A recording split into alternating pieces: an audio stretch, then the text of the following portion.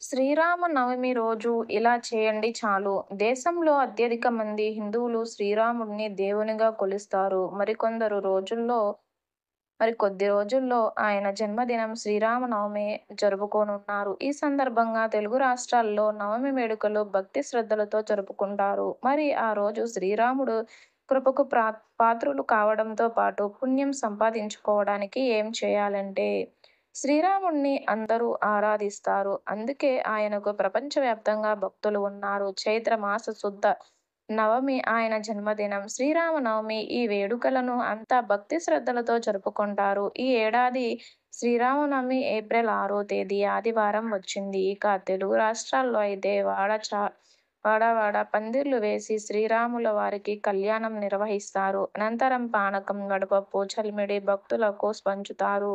ఆ తర్వాత అన్నదానాలు నిర్వహిస్తారు. ఇక శ్రీరామనవమి రోజు పుణ్యం దక్కాలంటే ఈ విధంగా చేయాలని పండితులు చూస్తున్నారు. భక్తితో పాటు నియమ నిష్టలతో చేయాలని చెప్తున్నారు. శ్రీరామనవమి రోజు సూర్యోదయానికి ముందు స్నానం చేసి శుభ్రమైన దుస్తులు ధరించాలి. శ్రీరాముడి స్వచ్ఛతకు ప్రతీక. ఈ నేపథ్యంలో శరీరం, మనస్సు శుద్ధిగా ఉండటం పుణ్యం ఫలితాన్ని తెలుస్తుందని భక్తులు ప్రగాఢంగా నిర్వహిస్తారు. స్నానం తర్వాత శ్రీరాముని ధ్యానించాలి. శ్రీరాముడి పూజతో పాటు తారక మంత్రం. ఇంట్లో శ్రీరామ విగ్రహం లేదా ఆయన చిత్రపటాన్ని పూజా మందిరంలో ఉంచాలి.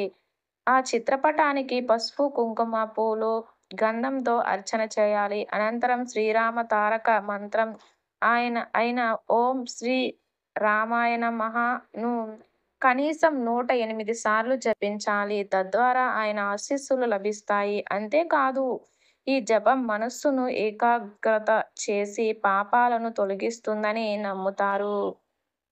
రామాయణ పారాయణం లేదా భజనలు. రామాయణంలోని కనీసం ఒక అధ్యాయం పఠించడం లేదా శ్రీరామ భక్తి గీతాలు ఆలపించడం ఆ రోజు తప్పక చేయాలని సూచిస్తారు. శ్రీరాముని గుణగణాలను స్మరించడం వల్ల ధర్మబద్ధమైన జీవనాన్ని ప్రేరణ లభిస్తుంది. అలాగే ఇది పుణ్య ఫలాన్ని అందిస్తుంది. నైవేద్యం సమర్పించి ప్రసాద వితరణ. పండ్లు, పానకం, వడపప్పు వంటి సాంప్రదాయ వంటలను శ్రీరామునికి నైవేద్యంగా సమర్పించాలి. తర్వాత దాన్ని కుటుంబ సభ్యులకు, ఇతర భక్తులకు పంచడం వల్ల సేవా భావం పెరిగి పుణ్యం సంపాదించేందుకు మార్గం సుగమనం అవుతుంది.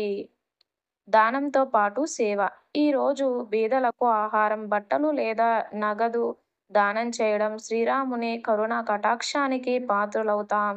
ఇతరులకు సహాయం చేయడం వల్ల ఆధ్యాత్మిక ఉన్నతితో పాటు పుణ్య ఫలం దక్కుతుంది. శ్రీరామనవమి కేవలం పండుగగా కాకుండా ఆధ్యాత్మిక సాధనగా జరుపుకోవడానికి దోహదం చేస్తుంది.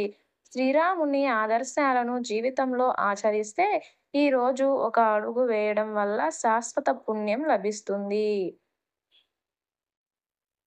ఈ వీడియో కనుక మీకు నచ్చినట్లయితే లైక్ చేసి షేర్ చేయండి. నా ఛానల్ని ఎవరైనా సబ్స్క్రైబ్ చేసుకుని వాళ్ళు ఉంటే ఇంకా మరిన్ని వీడియోస్ కోసం ప్లీజ్ ఛానల్ని సబ్స్క్రైబ్ చేసుకోండి. వీడియోకి లైక్ చేయడం మాత్రం మర్చిపోకండి. వీడియోని స్కిప్ చేయకుండా చివరి వరకు చూసినందుకు అందరికీ ధన్యవాదాలు. Thanks for watching.